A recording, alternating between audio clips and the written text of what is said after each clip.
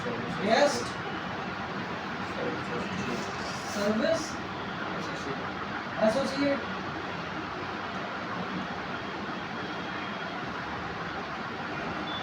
हाँ, ये जरूर हो सकता है कि शायद आपसे एक ये सवाल कर दिया गया कि इसको पहले क्या बोला जाता था, तो पहले इसको क्या बोला जाता था, FOA।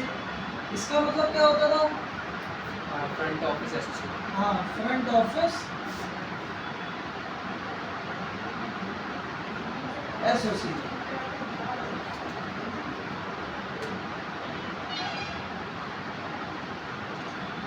अब देखो, हम किसी के, जैसे कहते हैं ना कि अगर हम किसी चीज़ के बारे में कुछ जानना शुरू करते हैं तो हमें उसका A to Z चीज़ें पता होनी चाहिए। अब जैसे आपके दिमाग में एक सवाल आना चाहिए कि भाई अगर इसको पहले FOA बोला जाता था, फ्रंट ऑफिस एसोसिएट, तो आखिर ऐसी क्या ज़रूरत महसूस की गई कि अब इसे FOA की जगह G ऐसे बोला जाने लगा।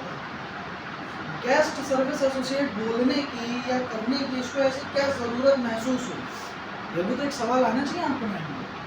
देखो, फ्रंट ऑफिस एसोसिएट का मतलब सिंपल हो गया कि आपकी फ्रंट डेस्क जॉब है, फ्रंट डेस्क जॉब। ये जो आपका जॉब रोल हो गया, कैसा हो गया, फ्रंट डेस्क में, ठीक है। फ्रंट डेस्क का मतलब कि जिसे हम आमतौर पे क्या बोल देते हैं, रिसेप्शनिस्ट, यही बोल देते हैं, हाँ।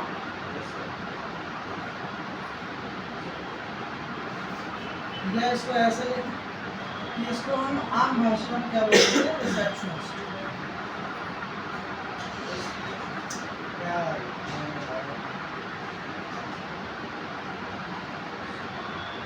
ठीक है, रिसेप्शनिस्ट। आम भाषा में फ्रंट डेस्क जॉब रोल को हम क्या बोल देते हैं, रिसेप्शनिस्ट या रिसेप्शन जॉब, ठीक है।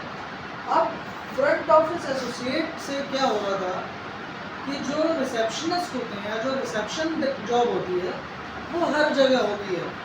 वो आपके हॉस्पिटल में भी होती है, होटल में भी होती है, हर कॉर्पोरेट ऑफिस में या हर जगह आपके बिजनेस सेक्टर में एक फ्रंट डेस्क ज़रूर होती है जहाँ पे आपको कस्टमर डीलिंग होती है। मेजर काम क्या रहता है रिसेप्शनिस्ट का, हाँ, कस्टमर डीलिंग।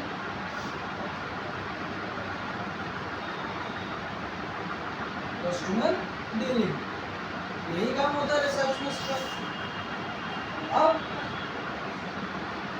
कस्टमर डीलिंग एक होटल में भी हो रही है, एक शॉप पे भी हो रही है, एक सुपरमार्केट में भी हो रही है, हर जगह हो रही है।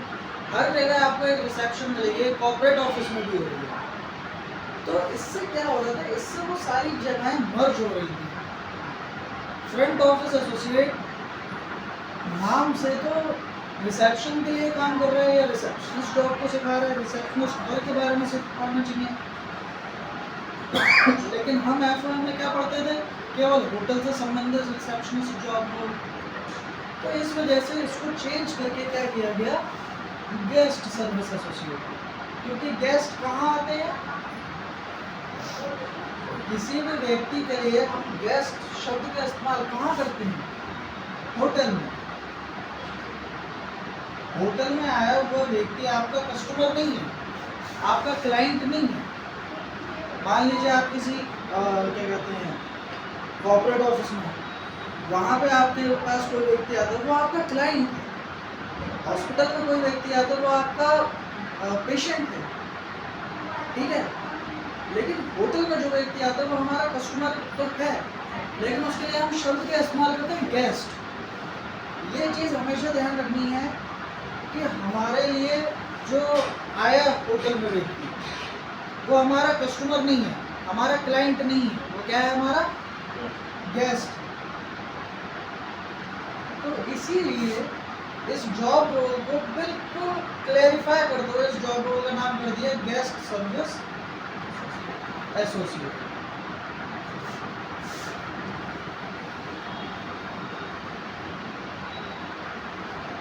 अब क्लियर हो गई ये चीज। अब गेस्ट सर्विस एसोसिएट स्किप कर दिया गया इसका पूरा नाम।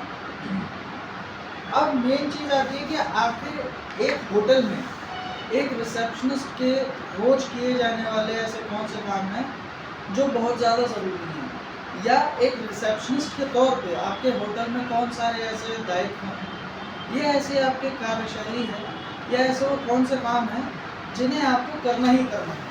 ठीक है, उनके आ जाते हैं जो कि कहलाते हैं मेजर फंक्शंस ऑफ जीएसए। ठीक है, क्या कहलाएंगे? मेजर फंक्शन ऑफ मेजर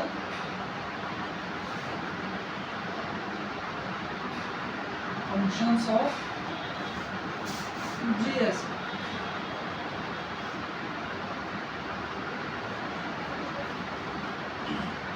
इसमें हमारा पहला आ जाता है रिकॉर्ड डिटेल्स फॉर रजिस्ट्रेशन। यही लिखवाया था मैंने आपको। हाँ, इसका मतलब क्या होता है बताइए? गैस की आइडेंटिटी लेना। हाँ, आइडेंटिटी लेना, गैस की आइडेंटिटी लेना। ठीक है, ले लेकर तो उसको कंप्यूटर में रजिस्टर करना। ठीक है, तो मतलब आपका कहना यह है कि जब हमारे यहाँ कोई गेस्ट आएगा होटल में, तो सबसे पहला काम ये है कि हमें उसकी आईडी लेनी है और उसका रजिस्ट्रेशन करना है। ठीक है, इसके बाद दूसरा क्या हमें करना चाहिए? Check in process. Check in process को फॉलो करना चाहिए। हाँ, follow check in process and room allot. Allot the room. इसका मतलब कस्टमर से रजिस्टर में एंट्री करानी। रजिस्टर में एंट्री करानी है। चेक इन प्रोसेस को फॉलो करते समय चेक इन का जो प्रोसेस है उसमें रजिस्टर में हम एंट्री जो है वो गेस्ट से खुद क्यों फिल करवाते हैं? ताकि इंफॉर्मेशन मिसमैच ना हो। ताकि इंफॉर्मेशन, मिसमैच ना हो, और अगर मान लो उसने मिसमैच कर दी, उससे बताएंगे। अच्छा, तो बेसिकली कहने का मतलब ये है जो चेक इन का प्रोसेस है उसमें हमें गेस्ट से ही उनकी एंट्रीज फिल करवानी है और उनकी एंट्रीज फिल की गई डिटेल्स जो भी हैं वो उनकी आईडी से मैच करनी है। अगर मैच हैं, आप सेटिस्फाइड हैं, तब आप क्या करेंगे? रूम अलॉट करेंगे। रूम अलॉटमेंट से क्या मतलब है? हाँ, रूम अलॉट करेंगे अलॉटमेंट से क्या मतलब है? कि अभी देंगे नहीं, लेकिन अभी डिसाइड कर लिया कि हाँ, डिसाइड कर लिया है कि हम देंगे, अभी दिया नहीं है। ठीक है, इसके बाद जो हमारा तीसरा वर्क रहेगा वो क्या रहेगा? Guest queries. Guest queries.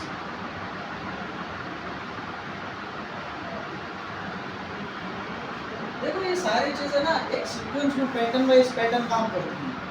ऐसा नहीं है आपने कुछ पहले करना है कुछ बाद में करना, ये सारा पैटर्न आपको एज इट इज फॉलो करना है। भाई सबसे पहले कोई आएगा तो सबसे पहले आप उसका रजिस्ट्रेशन करेंगे, उसके बाद आप चेक इन के प्रोसेस को फॉलो करेंगे और रूम अलॉट करेंगे। अब आपने ये निर्धारित कर लिया कि आप कमरा देंगे, फिर कोई भी कमरा उठा के दे देंगे, उसके लिए क्या करना पड़ेगा? आपको गेस्ट से क्वेरीज करनी पड़ेगी कि सर आपको कैसा कमरा चाहिए, किस प्राइस पर इनको चाहिए, कौन सी सुविधाएं आप अपने रूम में चाहते हैं। तब आपको जवाब मिलेंगे कि भाई हमें डबल बेड चाहिए, सिंगल बेड चाहिए, एसी चाहिए, नॉन एसी चाहिए, ये सारी बातें आएंगी निकल के सामने। तब आपको ये पता चल जाएगा कि आखिर गेस्ट को किस तरीके के रूम की रिक्वायरमेंट है। जब आपको ये पता चल गया कि इन्हें इस तरीके के रूम की रिक्वायरमेंट है, उसके बाद आप उनके साथ क्या करेंगे? कैश है।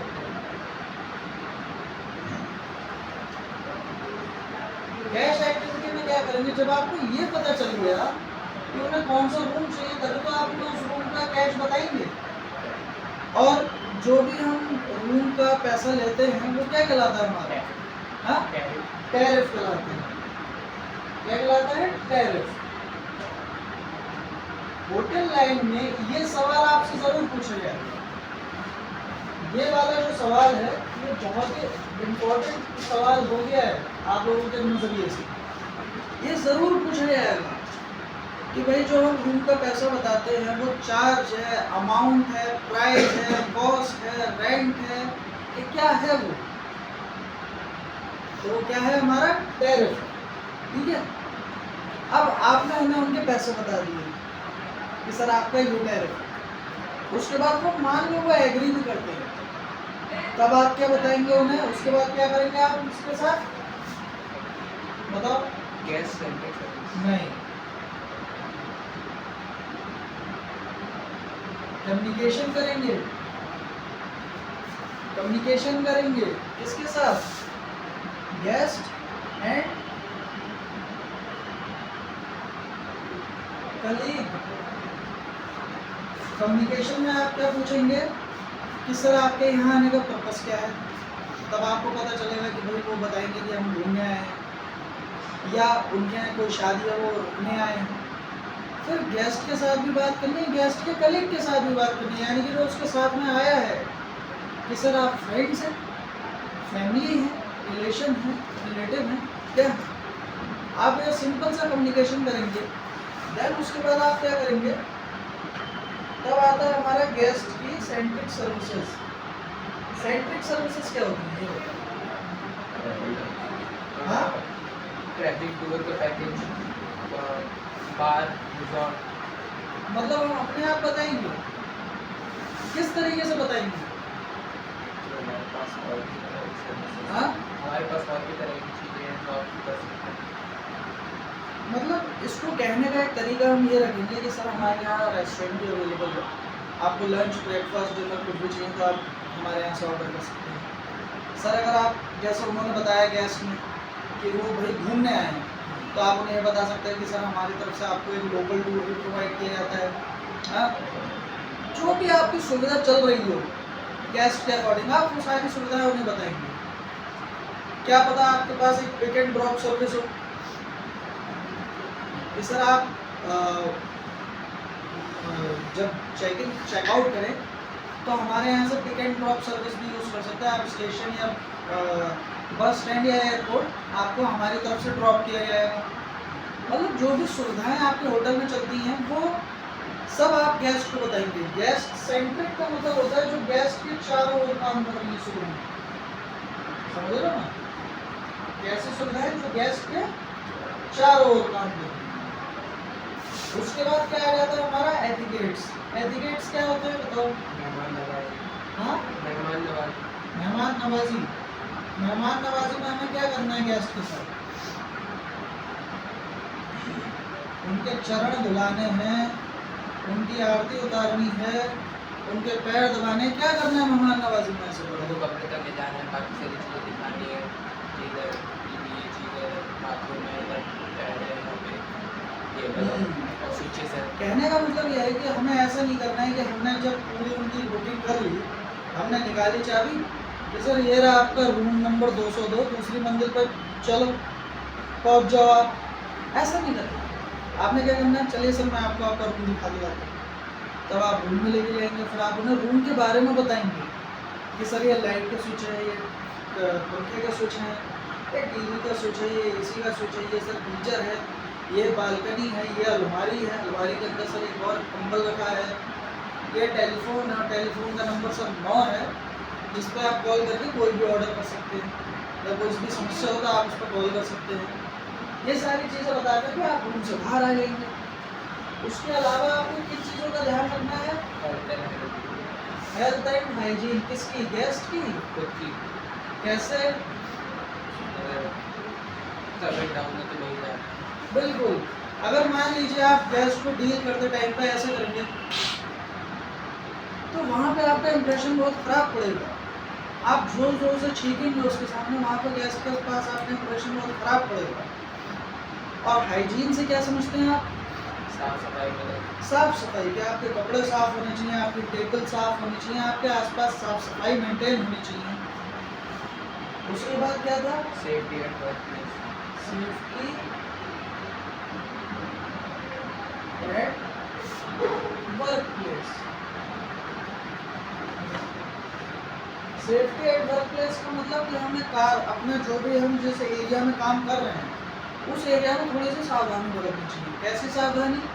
तो भैया आग बुझाने वाला सिलेंडर होना चाहिए, एक फर्स्ट एड किट होनी चाहिए मेडिकल की, ये देखना लेना चाहिए कि कहीं आसपास कोई पानी वानी तो नहीं फैला है, कहीं फिसलन तो नहीं है, या कहीं कुछ आसपास ऐसा धारदार चीज़ तो नहीं रखी है जिससे किसी का हाथ कट सके या कुछ हो जाए। इन सारी चीज़ों का ध्यान रखना। उसके बाद एज एंड जेंडर से आप क्या समझते हैं?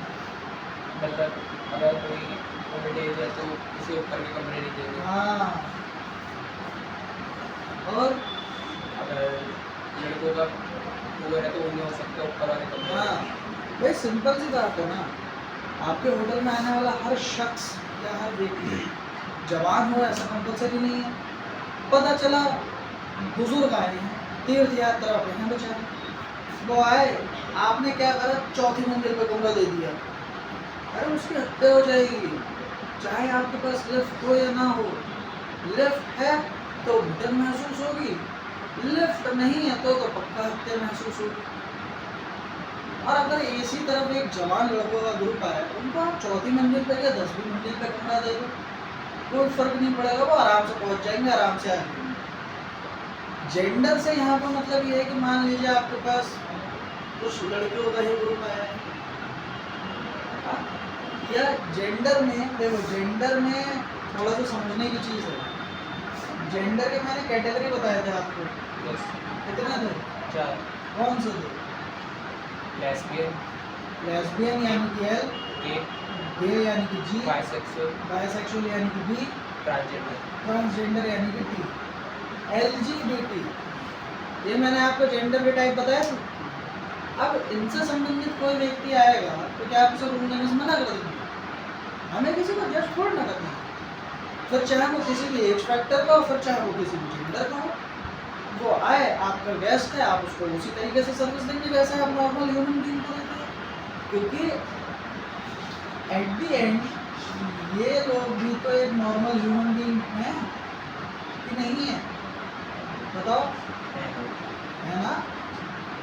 तो इसलिए हमें इनको भी वही फैसिलिटी प्रोवाइड करनी है जो दूसरे लोगों को करते हैं, या हम इन्हें कोई खराब कमरा दे देंगे जिसमें एसी नहीं चल रहा होगा,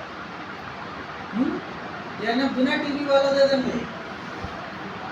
मतलब हर फैसिलिटी उनको भी वैसी देनी है जैसे एक नॉर्मल गेस्ट को देते हैं। क्लियर?